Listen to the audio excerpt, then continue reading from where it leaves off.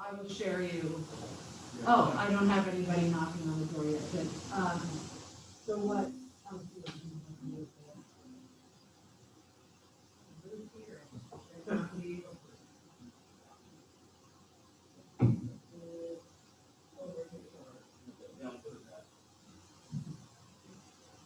Well, it's sort of a good spot, all this stuff. Anyway, so Ed Croft, I guess previously another part of that lot is subdivided. And there's that whole thing, any lots over this amount of acreage has to do an open space. Unless you do just 3 lots. He'd already done that. And so with this part of it, he had to do open space. He went in front of the planning board with a plan he wanted to do, which was a conventional plan and not an open space. So they're like, well, okay, we get why you would want to do this because he's got a lot of frontage and he doesn't want to build a road. It's all about money. This is not about the environment for him. It's all about money. And the zoning, he went to get the variance, and the zoning board said, no, what's your hardship here? This is our regulations, you need to stick to it. So he sent in this, so that's what I was reviewing yesterday, this plan I started the day before on Tuesday. I'm like, oh, looks so weird, and there's so many, like, it doesn't make sense to me. So I had brought up a couple of things, this wetland thing, and some other, I forget what else.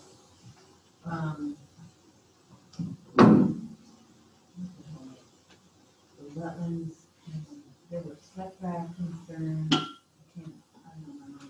don't know. Yeah, and so he's like, well, the planning board did this 10-foot thing, and they already agreed to it, so it should apply, And I'm like, no. And the regs had changed, so they can't do it anymore. And his engineer, who's this like little town boy that just thinks he can get stuff through because he's a town guy. So Fred you could tell he was actually angry.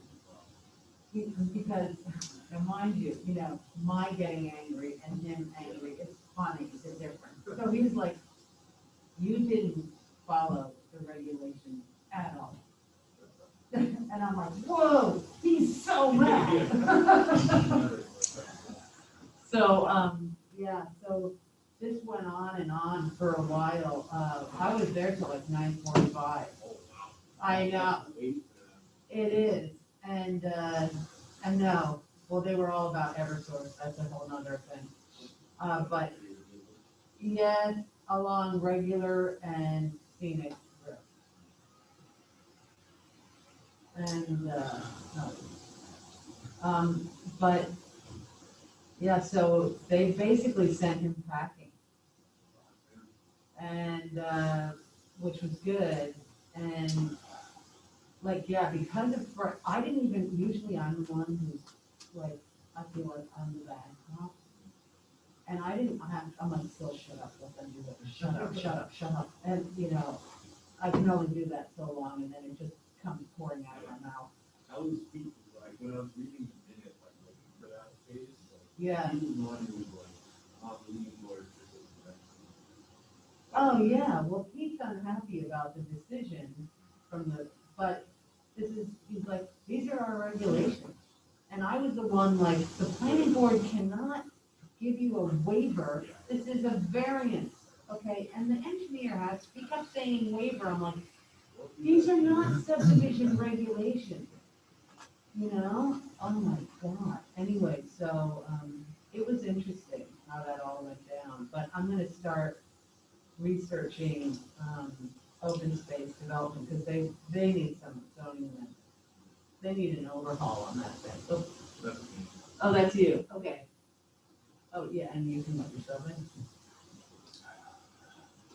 That's interesting that you come in, and you just came in. That's neat. That is, that's what I'm asking. Log out of that. I think I did that myself. Oh, I'm gonna stop recording right now. That didn't like kick you out, like this won't kick you out of my sign No, no, don't worry, it won't. Okay, great. Do you want to call the roll? I will. Item number 1, roll call. Dick Snow, Candia. Aye. Andrew Haddock in Chester. Andrew Haddock, aye. George Sioris, Derry. Morning. Bruce Thomas in Hooksett. Yeah. Todd Connors in Manchester. Here. Mark Sunan in New Boston. Present. Tom Clow in Ware. Here. Here. Any communities that hi Tom, any communities that I may have missed? None? Okay, great. Moving on to our transit providers. Fred Roberge, Easter Seals. Here. Linda Dusenberry at DOT. Here. Nancy Michaels with the Chambers, Manchester and Derry, Here. Londonderry Chambers. Tim White Here. with DES. Yes, I'm here. All right. And just for the record, we also have Lee Levine Yes, here. and Paul Maloney. Yeah, thank you. And also a non-voting member is Dean Williams. Hello. All right, great. That takes care of roll call. Excellent. Let's move on to item number 2, action on the minutes from September 17th. Does anyone have any comments or corrections? Move to approve as presented. Motion approved. Second. Second by George Sioris from Derry. Sorry, Andrew. Next time. Any discussion on the No motion? problem. All right, the roll call No then. discussion? Gonna call the roll. All right, Dick from Candia, Aye. Andrew from Chester, Aye. George from Derry, Aye. Bruce from Hooksett, Aye. Todd from Manchester, Here. Mark from New Boston, Abstain. Tom from Ware, Aye. Fred from Easter Seals, Aye. Linda DOT, Aye. Nancy Michaels, Aye. Tim White. Yes. All right, and I'm also a voting member. I'll say aye. And, oh, for the record, Sylvia Von Aulock, SNHPC, just for the record. Okay. Motion passes. Let's move on to item number 3, which is our new business, 3.1, the FY 2023 to 2032 10-year transportation improvement plan update. And looks like we'll get a presentation from Nate Miller. Yes.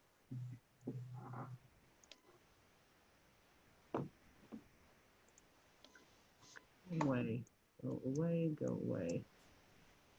Is everyone seeing this screen with the, everyone see the PowerPoint? Yep.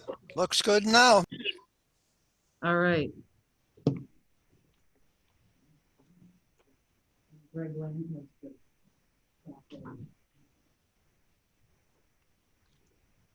All right, well, good morning, everyone. Do we have anyone in the waiting room, Sylvia? Everybody's in? Okay. Okay. Let's see if I can, there, get this out of the way, so, oops, all right. Well, all right, it's not gonna get out of the way, but that's all right. You can make it to the smallest one, just the speaker view. Oh, there we go, good, okay. All right, well, good morning, everyone. We're gonna, we've got a lot to cover over the course of the 3 agenda items today, so I'll try to be brief with the 10-year plan update, but we do have some substantive updates on the 10-year plan since last month that I want to cover over the next few minutes, if my slide advances. There we go. Just as a reminder, we talked about these projects in some detail last month, but just as a reminder, we're looking at 7 different projects for this 10-year plan update cycle. 2 of them are existing 10-year plan projects, that being the Route 3 widening in Bedford, as well as the Route 128 intersection in Londonderry, and then 5 newly proposed projects. 1 on the Turnpike system, which is the I-293 2nd Street engineering study in Manchester, and then 4 other new projects. Those are a roundabout conversion proposal at Route 107, Candia Road and Church Street in Deerfield, the expansion of the Derry Rail Trail from Madden Road to the Londonderry Town Line, Exit 8 interchange improvements in Manchester, as well as 2 intersections on Campbell Street in Manchester. I'm not going to go through these in detail. We did that last month, but just as a reminder, these are the 7 projects that we're looking at in this 10-year plan cycle. Since last month, we have entered into a contract with VHB for on-call engineering services to assist us with this 10-year plan process to do project scoping and cost estimating work. And we are working with VHB right now to scope a task order to look at 5 of these projects: the Deerfield Roundabout Project, the Derry Rail Trail Project, the Route 128 intersection in Londonderry, the Exit 8 project in Manchester, and the 2 Campbell Street projects in Manchester. We have a good sense of cost from the last 10-year plan cycle and projects. The Bedford project, and we have a sense of cost from for the Manchester I-293 2nd Street engineering study already. So we're going to focus our engineers on these 5 particular projects, which are. So one thing that we've already discovered since the last time we met to talk about the 10-year plan last month is that just in our initial discussions with the project in Londonderry, the 128 intersection, that project is currently programmed for $1.67 million with construction in fiscal year 2027. We already think that project may need some supplemental funding. The project is a realignment and signalization of that intersection, but there has been some development that has occurred in recent years in the vicinity of that intersection, namely a series of storage facilities close to that intersection that is going to make realigning and signalizing that intersection a little trickier than maybe anticipated a few years ago when this project first came to our attention. So we're going to have VHB taking a close look at this, and all indications are that we think that some level of supplemental funding is going to be needed for this project. We don't know how much yet, though. VHB is going to be working on that over the coming weeks. Also, since the last meeting, we convened our TAC Project Evaluation Subcommittee, which was appointed last month. That's Dick Snow from Candia, Linda Kuhnhart from Francistown, and Lori Makaravich from MTA met with us to do an initial review and evaluation of projects. This is not a final list of regional priorities. We are just required to provide DOT by November 6th with a list of our projects under consideration and a summary of an initial evaluation. We certainly, that initial evaluation could certainly change as we learn more about these projects and get scoping and cost estimates back from our engineers. So nothing here is final. Final regional priorities are not due until March 31st. So we have time to tweak our initial evaluation as we learn more about the projects. But we do need to give DOT just a general sense of what projects we're considering and where we think they may fall into our priorities. As another reminder, if you remember, I think it was back in July, we talked in detail about all of the different 10-year plan criteria that we use to evaluate projects. And we went through the weighting exercise and assigned percentage weights to each of those criteria for this 10-year plan update cycle. I'm not going to walk through this table in detail because we spent a month doing that a couple of months ago. But this is what our subcommittee used to work with us to evaluate projects. These criteria with these weights. Where did we end up on an initial look at these projects? And I've kind of boxed these into three categories because they really are three different types of projects. But this is the initial evaluation, what the initial evaluation yielded. Our subcommittee found that the I-293 Second Street engineering study really fit well in a lot of the different criteria for the 10-year plan and really raised to a high priority in their opinion. So that's at the top of the list so far in an initial evaluation. After that come the two existing 10-year plan projects. Both were evaluated well according to the criteria, and both are existing 10-year plans. So on one, it's also nice to confirm that the two projects that we have previously programmed in the 10-year plan remain priorities. So supplemental funding for the Bedford Route 3 widening project and supplemental funding for the Londonderry Route 128 intersection. After that come our other newly proposed projects, and at the top of that list was the Derry Rail Trail expansion, scored well in a number of the different criteria, followed by Exit 8 in Manchester, the Campbell Street intersections in Manchester, and then the Deerfield roundabout conversion project. So that's kind of our initial evaluation at the subcommittee level of where these projects kind of fall into place so far. But of course, this is all subject to change as we learn more about these projects. A couple of notes here. One of these projects is not like the others. And if we go back to that list, you see that I've boxed in Manchester's I-293 Second Street engineering study as a turnpike project. And that's why that project is not like the others. This is emerging as both a local and regional priority. It was the City of Manchester's top priority of the three projects that they submitted to us for consideration in this 10-year plan update. It's clearly beginning to emerge as a regional priority. This is, an area that's appearing in our travel demand model at the regional level is having significant issues. There's a lot of things coming together pointing to this particular area as needing some engineering study. But ultimately, this would be a turnpike project. The I-293 in this section is a turnpike. And the decision of whether or not to fund turnpike projects ultimately lies with the New Hampshire DOT. And the reason for that is that our allocation, our regional allocation of $8.55 million is federal funding. That's what we're programming through the 10-year plan process at the regional level is federal funding.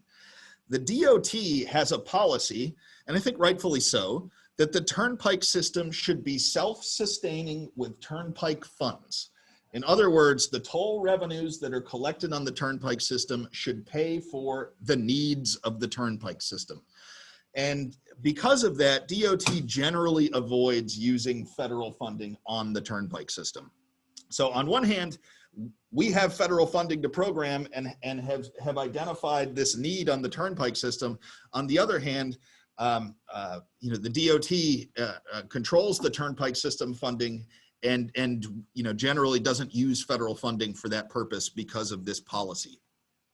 We've reached out to DOT at least to have an initial kind of a little bit of a heads up for them to say, hey, we've identified this engineering study as a need. We are evaluating it through our 10-year plan process. We'd like to know what your opinion is.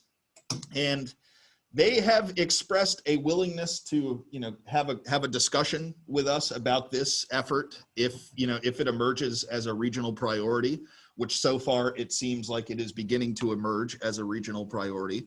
But they do, they have told us, that Turnpike funds, are likely to be fully subscribed in this 10-year plan update. And at the same time, they're dealing with some revenue issues on the Turnpike system from reduced travel resulting from the COVID pandemic. So to some extent, there's been a hit in recent months on Turnpike toll revenues that support the Turnpike system. And so they're dealing with that kind of reduced revenue environment along with all of the other Turnpike needs that they've currently got in their program. So there's a lot of moving parts, I think, that need to be discussed and worked out with DOT as it relates to this project.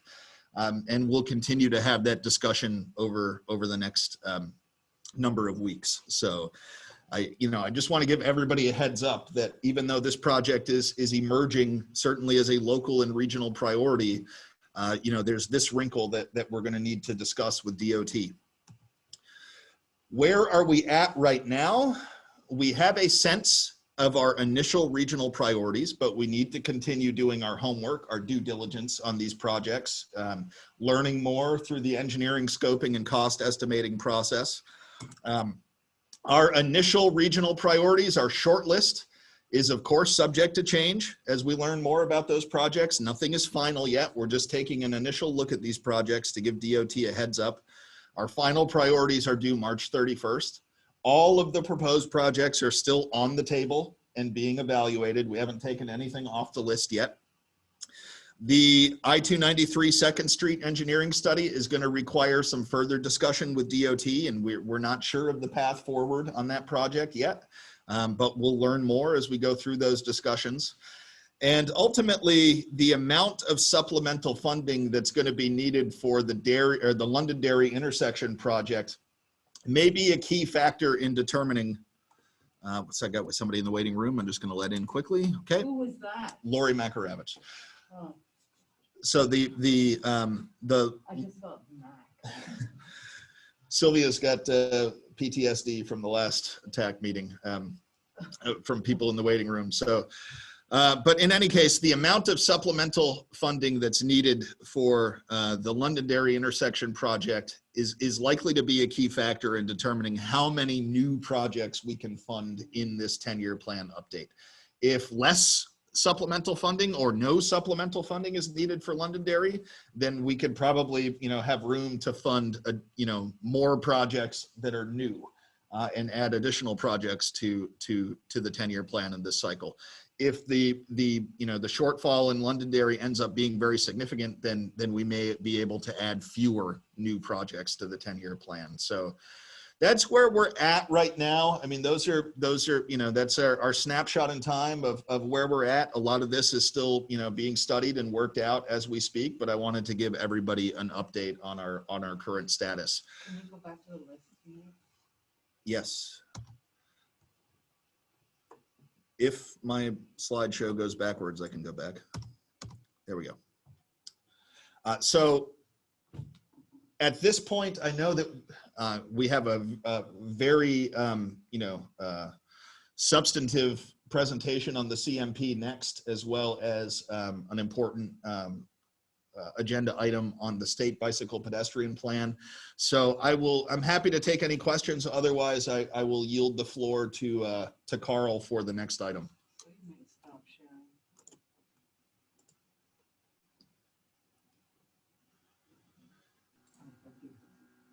Are there any questions? Hey, Nate, I've got a question. Sure. Can we get a copy emailed to us of the weighted criteria that you used for the scoring? Yes. Great. Just like to take a look at that. Sure. Anybody else have any questions? Just a quick question for Nate. So I saw that none of the projects also, I saw the rating, but as far as the money allocation, we don't know that yet because we don't know the full cost of the projects. We need to go through the engineering process to get defensible cost estimates on these different projects before we know how many projects we can fund. Nate? Todd? Yep.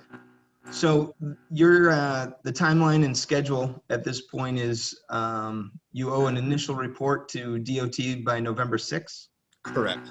and that will be a report of all the projects you're considering, or do you intend to shorten that list at all? We do not intend to shorten the list. We're not taking anything off the table at this point. We're gonna notify DOT that we're considering all of those projects.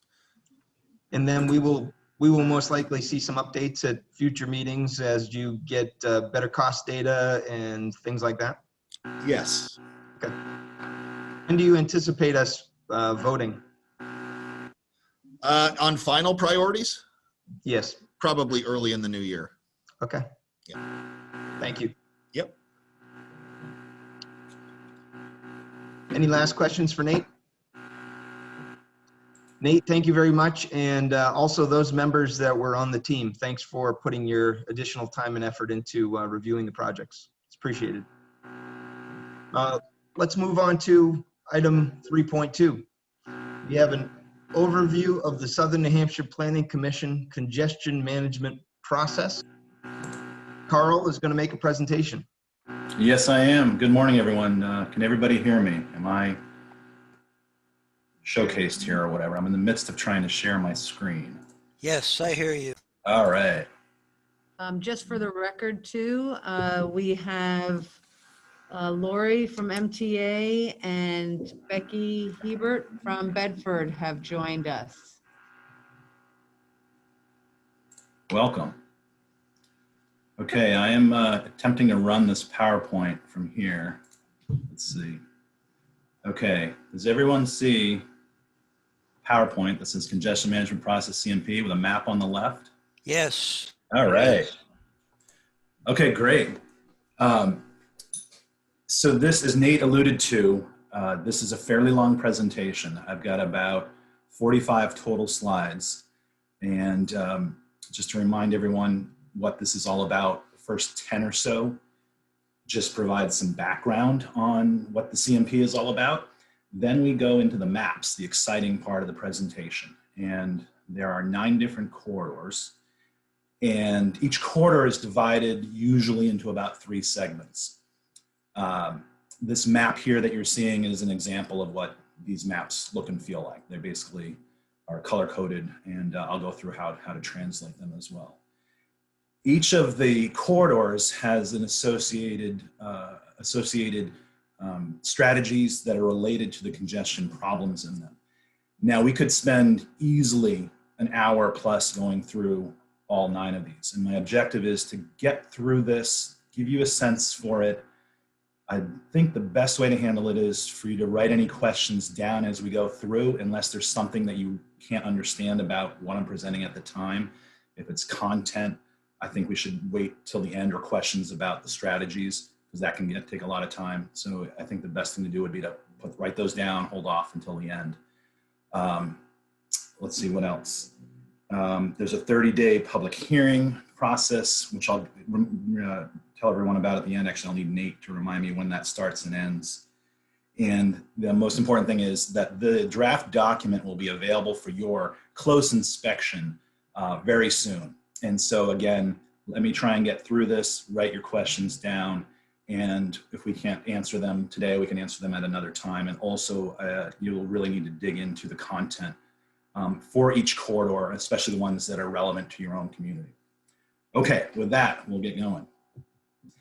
So real quickly, here's an overview of what we're going to do. Why we have a CMP process, why SNHPC as an MPO does these, is required to do these, the 8-step process that has been outlined by Federal Highway.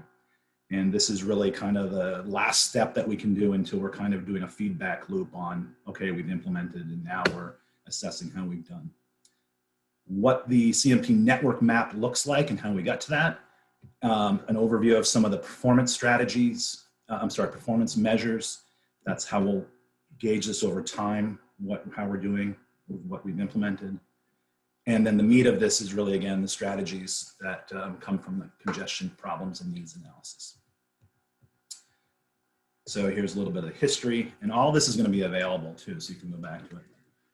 We became an MPO operating in a TMA after the 2010 census, which data came out in 2012. All TMAs are required to develop a CMP process, and this is our second report out. The first one was done over a decade ago, so we're getting on track with doing these more frequently. We've identified objectives and strategies. The objectives come directly from the long-range plan. We have created a way to identify congestion, to basically know the different types of congestion, understand what we're focused on, which is really AM and PM congestion, and then to apply mitigation strategies to the specific acute areas of congestion, wherever they may be. And this is really an objective to improve overall system performance and reliability. And then lastly, over time, again, this is an iterative process to evaluate the effectiveness of the strategies that we've implemented. Here are the 8 steps, and we're really focused on this: identify and assess strategies, and then program and implement these strategies. We have every 2 years or 10-year plans, et cetera. It's a tool meant to be to accompany the evaluation of projects as we program them and as they come to us. And so, just like many of the things that we do with these plans and processes, this one doesn't necessarily have an output immediately. It is something that affects how we do our larger programming for transportation improvement across the region. And it also helps to identify a process for evaluating those strategies and the effectiveness of them. What do we revisit? What do we do differently in the future? Iterative, as this diagram shows. I'm not going to go too much into these. They're in the presentation for you to review on your own time. But these are the objectives from our transportation plan from 2017 for highways. And it says right here, one of the things we needed to do is to develop and update travel time data, which is what all of these maps are based on. We purchased data, or the state purchased data, and now we use them to look and see how the throughput is of the vehicle mobility on all these corridors, again, during the AM and PM peaks. And of course, that affects transit. So these are objectives directly from our regional transportation plan. And also bicycle and pedestrian. Again, these are in the existing plan. A lot of this is carrying forward in the new plan, but let's move on to the maps. This is all related. Is the point of including this again. All right. So here's the region, and again, it's a little bit difficult to see the CMP network on this map. So blow away all the aerial, and here's what the CMP network looks like. It's primarily focused on the interstates, state highways, basically the most important routes to carry the most traffic. Here's a list of them. And I just want to note, so these are the, let's see, 1, 2, 3, 4, 5, 6, 7, yeah, these are the 9 on the left corridors that are included in the CMP network. And then just to highlight that these routes travel through the downtown of Manchester, downtown Derry, and the Goffstown Village area. And those are important because they relate to transit, the regional trail in Derry and Goffstown, and general bicycle pedestrian safety and activity in these centers. The CMP performance measures come right from Federal Highway, Federal Transit, Travel Time Index. Again, these are what we're going to be looking at over time. Travel time reliability, person hours of delay by mode, and reliability of freight. And others, when we have more capacity, it will be transit on time reliability, among others. This is just where we are now and what we're thinking about going forward.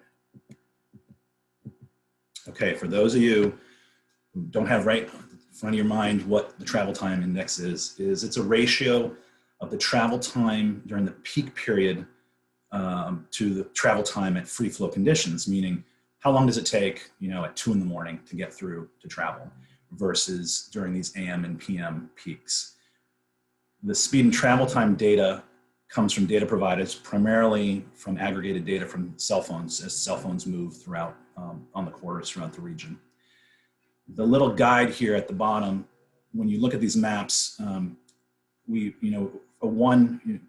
this is a value of 1.5 indicates a 20-minute free flow trip takes 30 minutes in the peak. So the 0.5, the part after 1, is really a percentage. And so it takes 50% longer. Instead of a trip taking 20 minutes during free flow, again at 2 a.m. in the morning, during that AM or PM peak, it might take 10 minutes longer with a value of 1.5. And then we have associated colors with this. And we've really identified truly congested conditions to be at that 1.5. And then it gradiates down to 1, and the lighter colors, the orange and the yellow. The greens you're going to see in the map basically mean there's either no congestion or a little bit of congestion, but not enough to really call it congestion. It means that the travel times are slower than normal, but not at the threshold for what we call congested conditions. This is another overview of what congestion is in the region. This is just the language that comes from the feds about it. And we really, in our region, it's primarily peak travel time because we're an urbanized area. But that is overlaid with some seasonal travel, not necessarily, it's year round, but in the summer or during the weekends, seasonal on top of a commute, for example, on a Friday or on a Sunday night or after a holiday. Obviously, incidents cause congestion in the region. We don't have, a helicopter that can come in and pull cars out of the way if there's an accident. And of course, weather. A lot of fog lately, I think people have seen. When it rains, it pours, everybody slows down. You come to some place where you're going 80 and suddenly there's a lot of rain. Those are really compounding conditions, and it all differs by corridor and the facility's capacity, so on and so forth. Okay, so now we're starting to get to the fun part, looking at each corridor. This is, I refer to it as a menu of the different types of interventions that we can apply to each segment, each intersection. Each one can be unpackaged quite a bit, but these are the general topics, general topical areas and strategies. And we basically have 3 categories: roadway management strategies, or active roadway as we call them going through, TDM, travel demand management, which includes transit, and then physical infrastructure improvements when we actually modify the infrastructure out there. And they're numbered 1 through 20. We actually had more initially, but we didn't apply some of them. So this is the short list of the actual types of mitigation that we have applied across the region. Okay, let's see how far in we are. Okay. So we'll go from largest piece of infrastructure in the region and then outward, not necessarily in any order. But real quickly, these are what the maps look like. And this is the AM and the PM peak. So when I toggle between them, you can see the difference. I tried to line these up as best as we could. But on 93, we start all the way up at the Bow Hooksett line. And you can see here, and we'll start with the AM, that it's really not generally congested under typical conditions, meaning without accidents or other, weather or so on. The light green, the more yellow green tends to, there'll be areas where there's some kind of a slowdown perhaps, but nothing that we would reflect as congestion. And as you travel south, that increases all the way through Manchester, Londonderry, all the way down to, believe it or not, all the way down to 111 in Wyndham during the AM. And then it changes a little bit during the PM. And I just want to remind everyone that all this data was gathered I think it was 1819 while 93 was under construction. So northbound 93 here, we think that some of this congestion, this moderate congestion, northbound is probably related to construction, that it was just, they didn't have all 4 lanes open, so on and so forth. It's just probably the data we get next round will hopefully, after the major capacity upgrade, reflect that this isn't congested during these times. However, we still have come up with this list of strategies that can be applied, and when we're looking at opportunities, things we should consider. And you're going to see these again and again. Again, there's only 20 of them, and here we have 9. So we kind of try to apply them to each section as we go through here. So on the I-93 corridor, traffic signal timing coordination improvements, such as adaptive signals at the I-93 exit 8 ramp intersections with Wellington Road. I think everyone's familiar with travel information devices. We're suggesting deploying more, which is consistent with DOT's policies and what DOT is doing across the state, systemic application of travel information devices on 93. Upgrades to communication network and roadway monitoring, again, continuing what NHDOT is doing, real-time traffic information at the Traffic Management Center.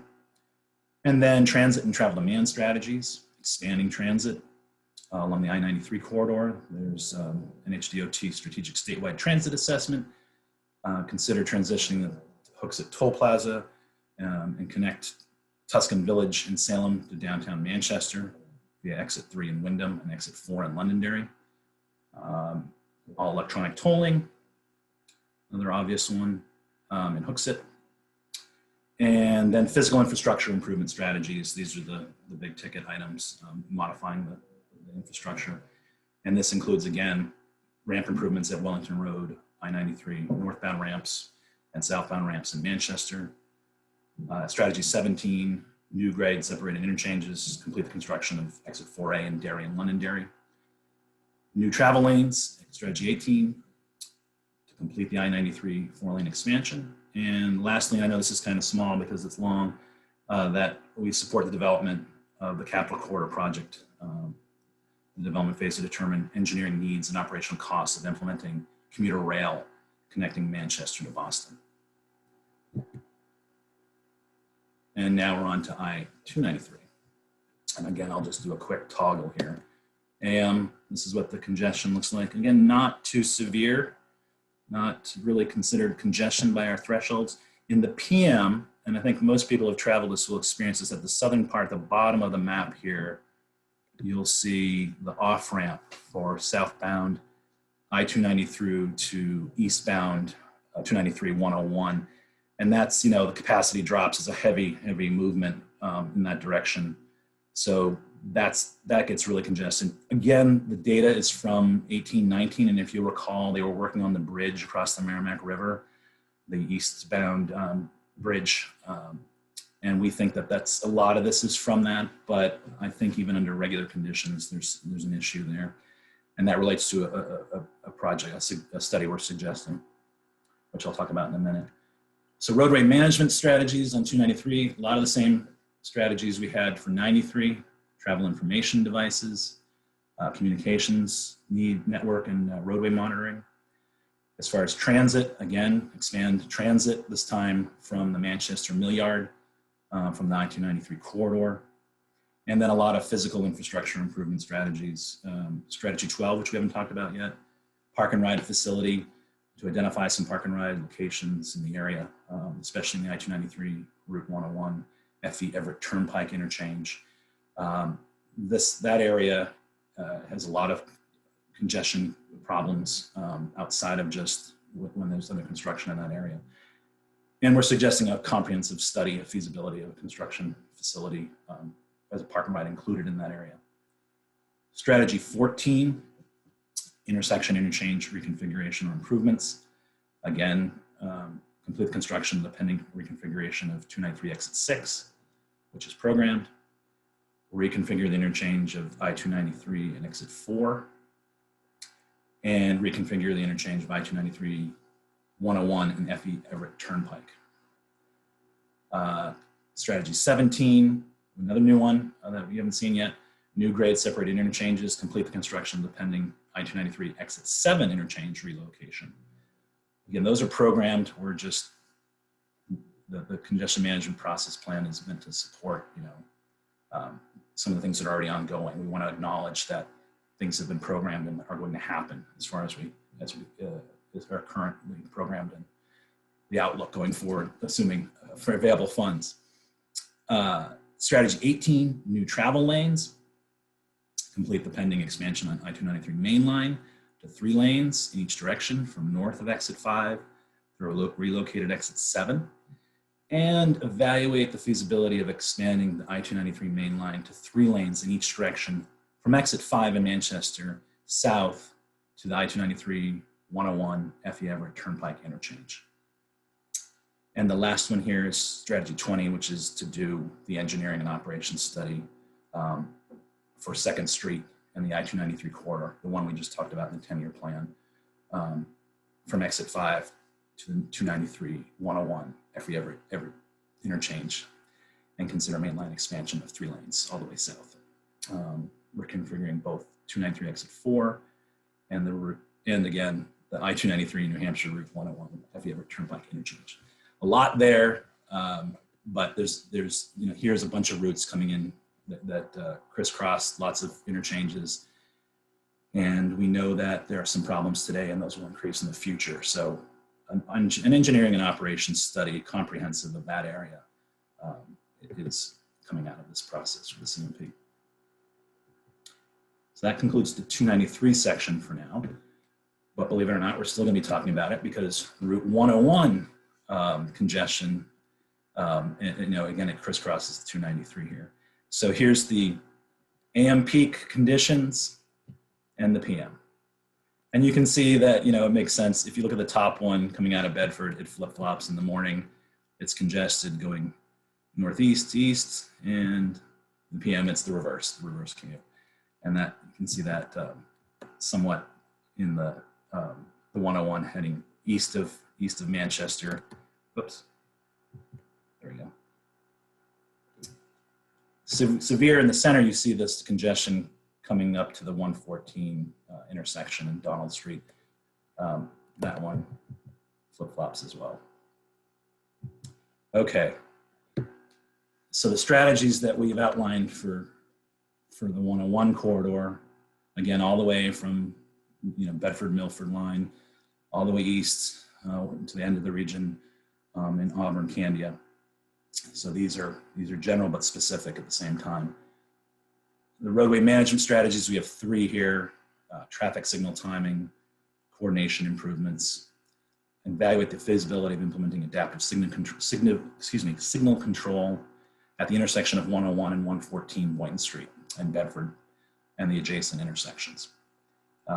Do more travel information device deployment, variable message boards, display incidents, so on and so forth. Again, this is just consistent with current DOT strategies with systemic applying system-wide improvements. And the communications network and roadway monitoring, same thing. I mean, 101, much of it is very similar to an interstate, so it makes sense that these be continued on even on the state route, whether or not it's the smaller 2-lane or the 4-lane sections of 101. Everybody still hear me? Just make sure I've got everybody. Yes. Okay, great, thank you. Yep. just hear myself, and suddenly I'm like, well, maybe I'm disconnected. The transit strategies, again, transit service expansion consistent with the NHDOT strategic statewide transit assessment. This time on 101, we're talking about connecting Portsmouth with Manchester, and that did come out of that study. Portsmouth Transportation Center and park and ride facilities in the Hampton, Epping, Raymond area to Manchester. And then physical infrastructure improvement strategies, 3 here: off-street multi-use path. This has already been considered and in plans. This is a 10-foot multi-use path along New Hampshire 101 from Wayside Drive in Bedford to the Amherst Town line, basically the area west of where the most recent improvements were completed in Bedford. New travel lanes, strategy 18, complete a capacity expansion of 101 from Wallace Road to the Amherst Town line. That's consistent with the study that Bedford and those towns to the west have. Strategy 20 is, again, this is about the interchange where 101 and 293 and F.E. Everett Turnpike intersect. So it's just 101 goes through here. So again, we're being consistent in recommending that study as part of the improvements to 101. Yeah, I don't think there's anything new here to tell you about. So that concludes the 101 corridor. This one's pretty quick. FE Everett Turnpike, AM, PM. Again, toggle back and forth. There's more going on here, but during the PM peak, let's see, that's northbound to eastbound off ramp is congested during the PM peak, and conditions, in this interchange. Also, it looks like the northbound to westbound off ramp, that tight little donut ramp there on the northeast quadrant of the interchange, that has moderate congestion during the PM peak. And it's potentially just going to get worse. And also, we just want to remind again that that off ramp to the Merrimack River Bridge the data may be related to the construction that was going on in the summer of 19 at that bridge. Here are a list of strategies. Bear with me a second. I'm going to move this out of the way. Okay. Strategy 3, again, travel information devices. ITS variable message boards, live travel time, etc. Travel route decision making. Strategy 4, again, communications network roadway monitoring, consistent with DOT's policies and their capacity at the traffic management center. Transit and travel demand management strategies. We know this is hopefully coming. Electronic toll, all electronic tolling at the Bedford Toll Plaza when the upgrades are made of that section of the FE Everett Turnpike to incorporate electronic toll fare, highway speed tolling to get through there, help to reduce congestion at the peak periods especially. And then physical infrastructure improvements. New travel lanes, complete the construction of the Turnpike main line expansion to 3 lanes from exit 8 in Nashua all the way up to Route 101, the interchange we've been talking about and in our region. And again, the engineering and operations study that's related to that interchange area.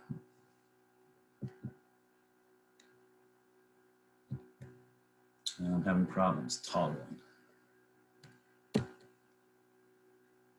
Are you guys frozen too? No. Which slide am I on? Right now, it's the FE Everett Turnpike. And when I press the button, what does it do? Nothing. Yeah, okay, so it's frozen. Let's give it a second. Maybe switch into not this screen mode, but the other. Go back. Stop sharing? No, that's not what I meant, but. Well, let me just try and reboot it. Let's see. Sure. While we're having this little moment, anyone have a question for Carl? Yeah, I'm stuck here.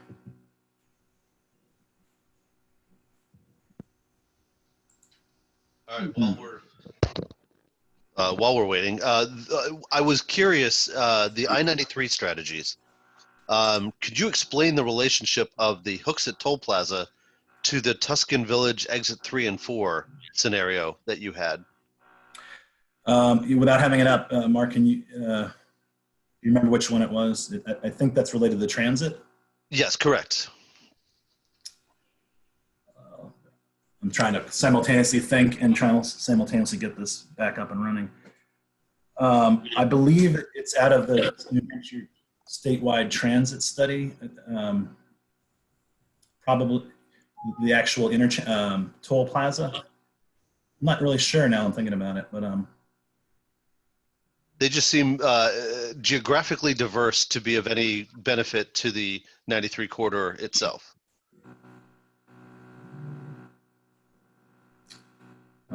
I'm sorry. Nate, I don't know if you can. I can add some context here. Yeah, I'm trying to get this. I don't think those two strategies are linked. The concept behind the transit service is that there isn't any. The only transit service that really exists on the 93 corridor is intercity service to South Station and Logan, to Boston. And at the same time, I think we recognize that the 93 corridor, both inside and outside of the region, have 2 of the largest developments anywhere in the state: Tuscan Village in Salem, Woodmont Commons in Londonderry. So the idea that came out of the statewide strategic transit assessment was to have a commuter transit service on the 93 corridor focused on southern New Hampshire that would link Tuscan Village, Exit 2 in Salem, the new park and ride facility at Exit 3 in Wyndham, Exit 4 in the Woodmont Commons area, and into downtown Manchester as a commuter service. So that would be a commuter service focused on southern New Hampshire. I think that the Hooksett Toll Plaza is a different animal entirely, and maybe an instance where over time, I think we would expect that all of the toll plazas over time in New Hampshire eventually would likely go to all electronic tolling, that there would not be the pinch point of a physical toll booth in the future. I would expect in the future at any of the toll plazas in New Hampshire. I would expect over time that all of the toll plazas, the 95, the 93, the F.E. Everett, and the Spalding likely would all go to all electronic in the future. Okay. Thank you. All right, I think we're back in action here. I don't know what. So we got 114. These are reversed though. So here we got the AM, and here we've got the PM for 114. And again, this is mostly, the data shows it's mostly minimal congestion with the exception of the Goffstown Village area. If you look at the center panel, there's moderate congestion, which is, anybody who's traveled through there understands that, there's a lot of traffic coming south. And this shows that it's going north. So maybe I'm wondering if these are just mislabeled. Let's look. PM, AM. No, they look right. Okay. So that's that's what the data says. So that's what we go with. I seem to remember that we were scratching our heads about that too last time, but it's for some reason it's yeah, this makes sense now. I'm looking at it. Okay. Let me just move this out of the way again. Okay, back to 114, sorry. Roadway management strategies. Strategy 1, traffic signal time and coordination improvements. And this is to evaluate, again, the adaptive signal control system at the intersection of 101 and Route 114, which we've talked about related to 101 before, and adjacent signalized intersections in Bedford. Transit and travel demand strategies. Strategy 7, transit service expansion. We are recommending, or the strategy could be to extend commuter bus service along 114 corridor linking Ware, Goffstown to Bedford and Manchester. Strategy 12, park and ride facility to identify some locations for park and rides in the 114 corridor and study feasibility of lots to access the trail network, an opportunity to drive and then bike into Manchester potentially, and from other commuter, and to identify other potential commuter bus stop locations in that corridor. Physical infrastructure improvements on 114, again, the engineering and operations study where 114, this is actually to complete the pending corridor study of New Hampshire 114 from the Route 101 intersection up to Henry's Bridge, which is already a study that's pending, and hopefully will be getting going. We have word from DOT sometime in the next couple months that should be going. And this is to look at operational capacity improvements, again, from the 101 interchange up to Henry Bridge Road. And lastly, to support an engineering study that would support grade separated design alternatives at the intersection of 101, 114 Boynton Street in Bedford. And that's, again, from the 101 study that dates back to, I believe, 2002 or 2003. These next couple, now we're on to US Route 3, and the one after this is 28. And there's a lot here because it goes through Manchester, and there's a ton of redundancy. So this one's going to be a challenge to get through, but do just keep the notes, pay attention. We had to move some stuff around, so it may get a little bit confusing, but that's just the nature of this corridor. There's, again, 3 segments that we've identified here. Basically, the northerly one from the Manchester Hooksett line all the way north to Allenstown through Hooksett, which is generally, here we toggle back and forth. In the AM, it's generally okay, and in the PM, it's got more issues, as you can see. Downtown Manchester to be expected, but especially Route 3, which is 2nd Street in Manchester and turns into South River Road in Bedford. And then the panel to the right is, again, it's mostly, it overlaps here with the downtown, but we're really highlighting the congestion that happens in Bedford, or the lack of congestion, excuse me, with the exception of 2nd Street. So that's what it looks like when you toggle back and forth. And I'm going to talk about it in 3 sections. Hooks at the Manchester City line, minimal congestion. I don't remember, we have a ton of strategies here. Manchester, Hooksett line to Salmon Street, the downtown area, and then really Queen City Bridge, cross 2nd Street to the west side in Bedford. Okay, bear with me, there's a lot here. So for Manchester North, Route 3, this is really the area from the Manchester, includes a little bit in Hooksett, but really is mostly in Manchester. There's a lot of signals here. All the little black dots, I've forgotten to mention this, are signals. And so there's a ton of them in this corridor. So there's gonna be a lot of signal opportunities. So to upgrade signals, and that includes improvements for pedestrian bicycles in these areas where there's the most potential for pedestrian and bicycle movement, to really emphasize those improvements. And with federal funds, they're required. Generally, that's what the cities and the towns are doing when we upgrade signalized intersections. If there's a pedestrian opportunity, and there's an opportunity for pedestrians. In some places it prohibits pedestrians from coming, and if you build it, they will come. So that's, it's going to be evaluated on an intersection by intersection basis, especially in the less urban, let's just call it that, areas. Access management along this stretch of the corridor, to identify some that can potentially be eliminated or consolidated. Travel demand management, transit service expansion, and this is kind of consistent through here, and we understand that it's challenging with the limited funds available for transit operations, but there's potential here for it to make a big difference. Increase headways, ideally up to 20 to 30 minutes, which would be a huge improvement. There's limited bus service in the corridor, but there is bus service, which is what is important. And I know MTA is interested in doing a better job in providing more service. It just comes down to identifying funding to do so. This says bus utilization as a choice increases with more frequent buses. So if we can provide more service, we should be able to shift more people to them, as long as they run frequently throughout the workday, and that it's an easy to understand system.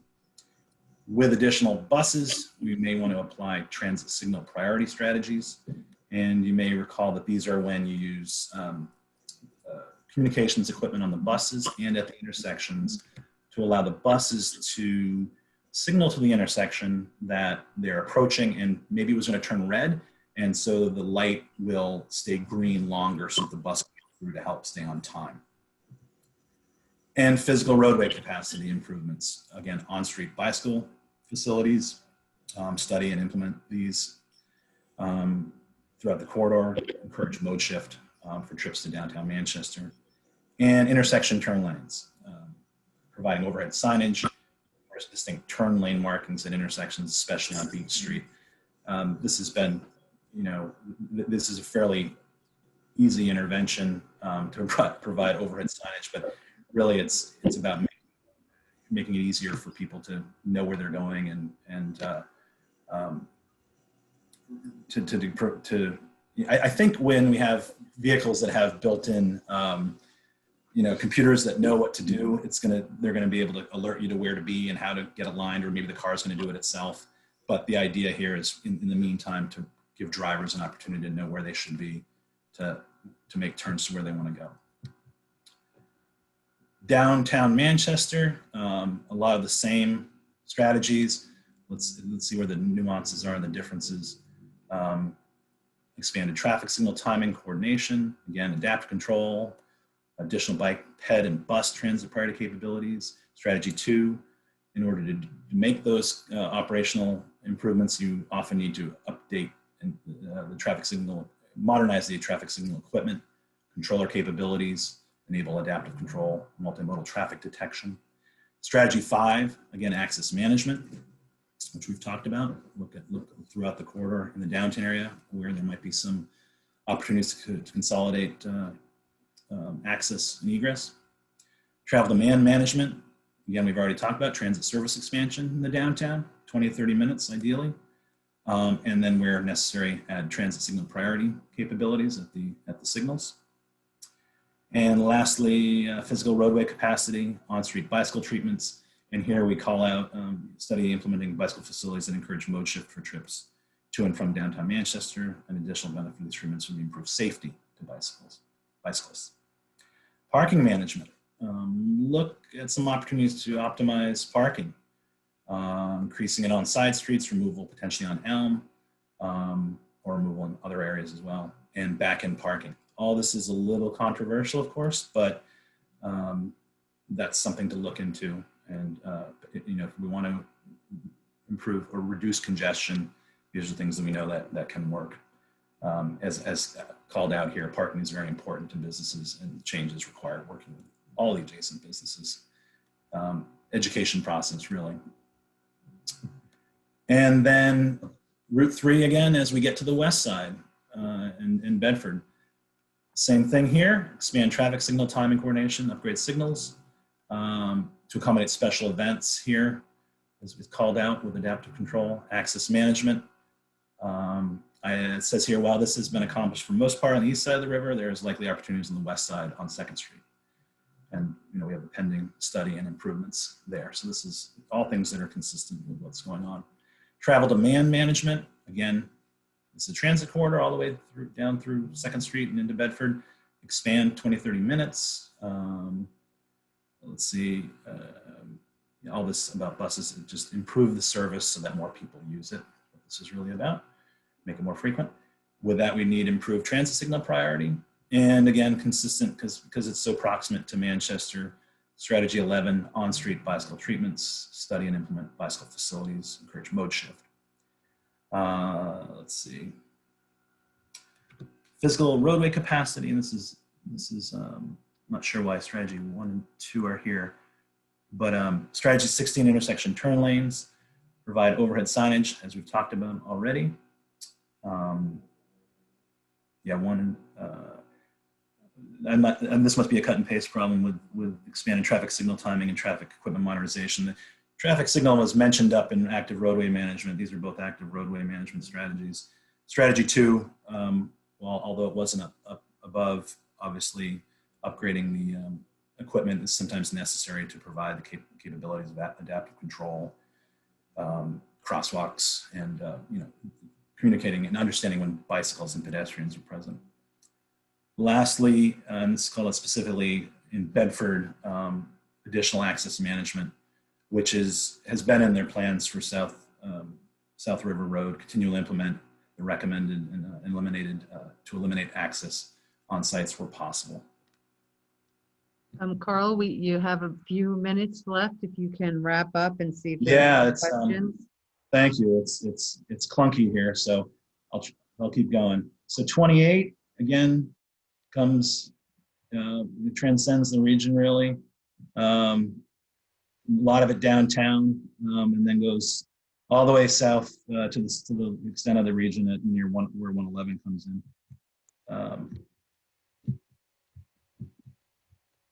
You do have a question from Lee regarding Route 3 corridor. Okay. Lee's saying it looks like not much congestion in Bedford, but going back to the 10-year plan discussion, he's wondering if Route 3 widening project was considered supported by the CMP. Maybe this project addresses forecasted conditions versus existing. Also generally wondered if you can address how the MPO considers the CMP identified for strategies for corridors in process of developing project lists for MTP. So that's all in the chat box, because that was a lot, if you want to look at his question. I think, well, I can do one of two things. Considering the time, I could try and address that now. The Route 3, the first part I can talk about, Route 3 South River Road, kind of the area east and south of the Everett Turnpike. I believe it's for projected potentially conditions. It is, congestion there. I've got it up right now. The PM peak southbound is already, minimal congestion, and there's a ton of development going on in that corridor. There's some access management issues. So, there wasn't a ton of recommended strategies here because it's not congested from the data from 2018, 2019. I believe that the plans for those improvements are related to the economic development needs and the significant growth housing that's going on there. I think I understand that there's a few hundred additional units of housing in the queue in Bedford in that area. It could be 500 or more. I really can't remember exactly what the number is. Plus all the commercial development that's happening down near the access way to the airport. So that would cover that. I think that's what's happening there. The other part of his question was, could you read that again, or I could answer that probably with a longer answer offline from this presentation. 28 is going through 28 here is also going to take a little bit of time. The 111 and 102 after this are fairly quick. So let me just try and get through it, and then we can try and get to questions and see what we have for time. Yeah, we have another presentation. I know. So as you can see, there's 1, 2, 3 pages of strategies here for this corridor 28. Perhaps we should continue this conversation to the next meeting.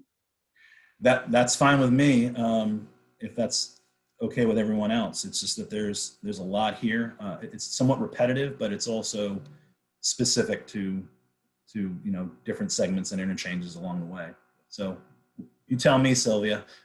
I guess I would note that we're going to be posting the draft CMP document for an opening a public comment period on Monday. So that's going to be posted Monday morning. Public comment period is going to be opened Monday morning for 30 days. We'll notify all of the TAC members when the document has been posted Monday morning.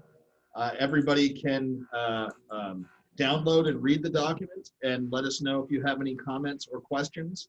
The 30-day comment period will run through November 19th. November 19th happens to be the date of the next TAC meeting. So we obviously will have another opportunity here at the TAC level to discuss the CMP, answer any questions, hear any comments, and make any recommended edits to it prior to it going to public hearing at the end of November at the MPO meeting. So the TAC will have another opportunity to weigh in on this, and we'll have a good month between now and the next TAC meeting to dive into the document on your own time in detail. So we'll all remember that we have to continue at Route 28. Thank you, everyone. Anyone have a burning question? They just can't wait a whole month? And you can stop sharing. I have a quick question. It's a nice way to categorize the different issues through the strategies. Were the strategies created through the RPC, or is that a federal strategies? The strategies are generally, the short answer, Linda, is we created these strategies, the lists. Okay. We didn't invent many of them, but how they're written is our own doing. They're strategies that cover, that are used everywhere. We kind of maybe adjusted them for the local dialect, meaning, the way the language that New Hampshire DOT uses, ongoing applications, the strategies, I would say. But the short list is our own list, but they're common strategies. I like the way I would just note for scheduling purposes, just so everybody knows, our next TAC meeting will largely be dedicated to turning the floor to our colleagues from the Federal Highway Administration to conduct their quadrennial MPO review. So it is time for our every 4 years, we get our planning process is reviewed by our federal partner agencies at FHWA and FTA. So we will be yielding the floor to our federal partners for most of the meeting in November. But we will make sure that there is an opportunity for a few minutes on that agenda to hear any final comments or any suggestions on the draft CMP. But the majority of that meeting will be led through a discussion that's facilitated by our colleagues at Federal Highway Administration. So just an FYI for next month for your planning purposes. All right.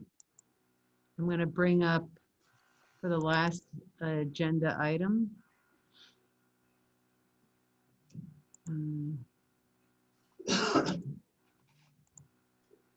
Where's that?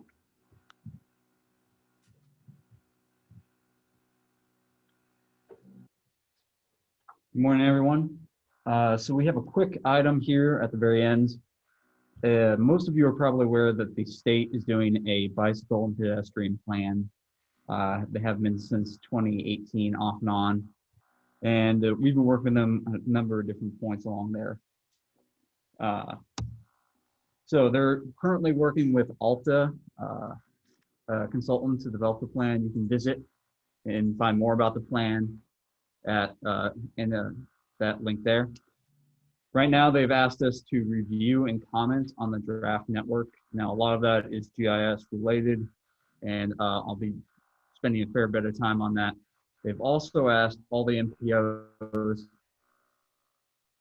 to provide 20 unfunded bike ped project priorities within the region. And so these are projects that are not currently programmed, that are not funded. And anything, they're pretty flexible in what they consider a bike ped project. And they're leaving the identification really up to us to look at previous planning documents, to talk about it ourselves and just come up with some ideas. And they've broken it down into 10 major projects and 10 minor projects. The major projects would be something that's in the tip as a standalone or as part of a larger project. And the 10 minor would be something, funded through TAP or CMAC or HSIP, or just the local community doing it. So we got a number of projects here that we've been going through and pulling from master plans, previous TAP applications, like PED plans, that sort of thing, kind of compiled together what we found into a list of major and minor projects. So I'm going to go through those with you now. Now, some of these can be a little flexible since some of them are fairly vague. We don't know the entire scope. So there are ones that are on the border between a major and a minor project, and depending on what we know or what we learn, they could switch between one or the other. There are others, such as a bridge over the Merrimack is going to be a major project. There's no doubt about that, and so that's the way it is. So going through them, one is the connection of the Heritage Trail in Bedford to the God, I can never say this word, Piscataqua Goffstown Rail Trail. And we're pulling that from the draft of the master plan. We also have the construction of a bicycle pedestrian bridge across 101 at the intersection of Bell Hill Road, Nashville Road, and 101. And then a multi-use path along New Hampshire 101 from Amherst Town Line to Wayside Drive. In Goffstown, we have a, I'm blocking myself. There we go. We have a connection from the Goffstown Rail Trail to the New Boston Rail Trail.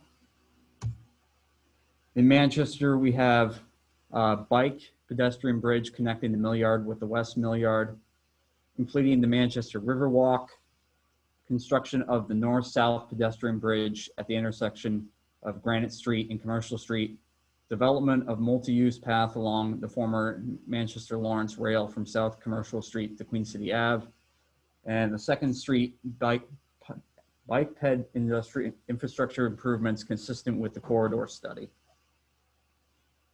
And I believe that's 9. So there are 9 projects there that we've so far identified for major projects.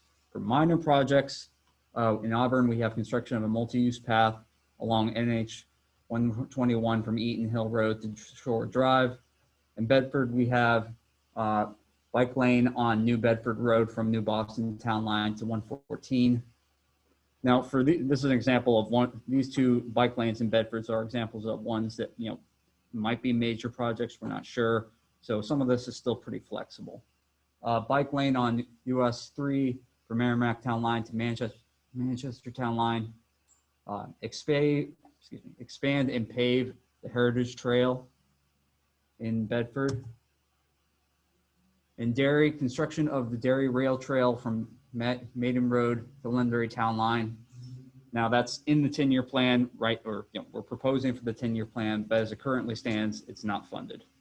Goffstown, we have the bike pedestrian bridge in the village over the Piscataqua River.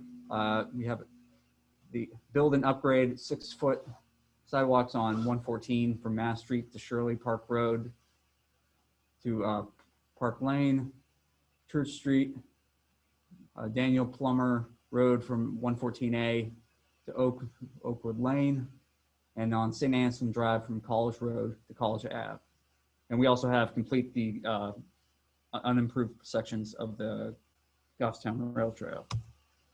In Hooksett, we have complete the Hooksett Riverwalk, the sections that are not currently funded. In Londonderry, we have construction of 4,300 feet of sidewalk on Pillsbury Road from Ash Street to Gilchrist Street. In Manchester, we have the bicycle pedestrian trail from Sundial Ave, Elm Street to South Manchester Rail Trail. That's the section that's not in the build grant. And in Wyndham, we have improved the Wyndham Greenway recreational trail. I believe that's all of them. So if anyone, we're now, we're open to other suggestions or comments if anyone has any. You can stop sharing.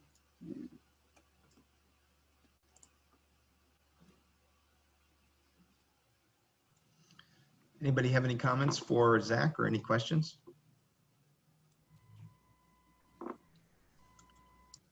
I don't hear any. Zach, good job. Are you able to send out that list to us so that we can see what you have for the 10 major and 10 minor projects? Sure, I'll send it out today. That'd be great. Thank you. Hearing no other questions, I think we're going to move on to old business, item number 4. I don't know if any of the members have old business, or Sylvia, if you have any items. No, I think we've given everyone a lot to think about today already. As far as that bike ped, those 10 major, 10 minor lists, yeah, that was a quick turnaround. We had that request. I think it wasn't even 2 weeks ago, maybe it was, that we just got the what they were looking for at the state. Zach and staff did a great job scouring through master plans, through trail plans, a whole host of what we could in order to produce that list, old TAP projects. So if anyone has a project that did not make that list because we missed a report or plan of some sort, or something new, please let us know. Hey, if you wanted to add a project to the list, what type of backup or documentation would you need? Like, I could throw a project out right now that I don't know if you've heard about or whatever. We're being fairly flexible with that. So if we had something from the town, even if it's just a written email saying we're looking at pursuing X, Y, Z, and had and had enough definitions that we could figure out whether it's a major or a minor project, I think that'd be acceptable. Okay. Yeah, and I certainly recognize there are towns that did not really make that list. I scoured Francistown and where in New Boston for more information, but could not find any. So would love to hear from any communities that feel they were not represented but have projects. Well, you know that I'll tell you the specific project I'm thinking about is bike trails along Route 3A between Manchester and Hooksett. So it would be partly in Manchester and partly in Hooksett, but you know, you talk about congestion mitigation, and that Route 3A is really would be a beautiful place to put bike trails along the side of the road. All right, if you want to send Zach an email about that, Bruce, that'd be great. Sure. Okay, thank you. Just so we have it in writing, you know? Okay, thank you. Thank you. Anyone else? Mark, I thought I saw your little box light up there. The question I had was a timeline. If New Boston decides that they have something in mind, what's the timeline to reply? We have to get this in. They want it in from us in 2 weeks. So In 2 more weeks. Okay. So and I would need anything that we send in, I have to actually represent as well in GIS. So the more heads up I could get, the better. Yeah, so I would say we're down to 1 week so that Zach has some time. Okay. All righty. All right, I think that's it, Todd. We're ready. Sylvia, Todd, Yes, Tim. I've got one brief item that I'd like to mention before we close here. I just wanted everybody to know that a couple of weeks ago, we opened up a new round of funding for our the fiscal year 2020 version of our state clean diesel program. That's the DERA funding. Hopefully the notice has been going around and you may have seen it. As in the past, we're matching our DERA funding that we get from EPA with Volkswagen funds. So between the Volkswagen funds and the EPA funding and the bonus that we receive as a result of matching the EPA funds, we've got about $750,000 for this year's program. There's an open solicitation right now.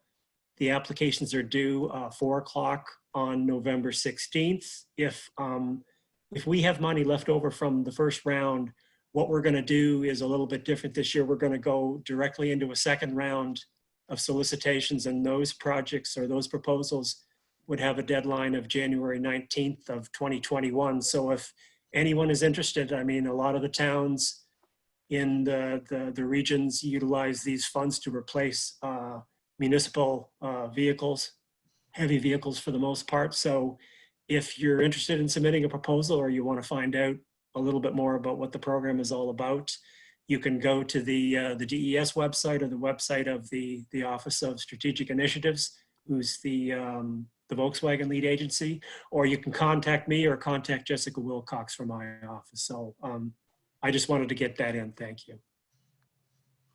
Thanks, Tim. Okay, great. Anybody have any other old business or new business or any business?